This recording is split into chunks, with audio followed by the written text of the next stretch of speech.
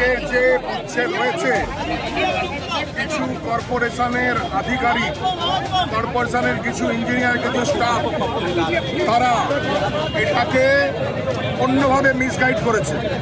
এবং যা বলা হয়েছিল, প্রথমে বলা হয়েছিল 15 দিনের নোটিশ, তারপর কাল বৃষ্টির মধ্যে সকালবেলা মেশিন লাগিয়ে এটা করেছে, যেটা করা দরকার। কিছু অফিসার এখনো পর্যন্ত তৃণমূলের হাতে তামাক খাচ্ছে। সেই সব অফিসার, সেই আধিকারিকগুলোকে খুঁজে বের করা হবে যারা এটা করেছে। এটা বলা হয়নি এইরকম করতে। আমরা এর আগে হটন রোডের উচ্ছেদ দেখেছি, সেই উচ্ছেদে কোথাও কোনো প্রবলেম হয়নি। কেন? আগে থেকে সমস্ত জানানো ছিল, তাদেরকে বলা ছিল। আরে মানুষকে তো সময় দিতে হবে। আজকে দেখুন, শয়ে শয়ে মানুষ রাস্তার উপর দাঁড়িয়ে রাস্তার অবরোধ করে দিচ্ছে, বসে আছে, এত বিক্ষোভ। এইরকমভাবে তো হয় না, মানুষকে বুঝিয়ে বলতে হবে।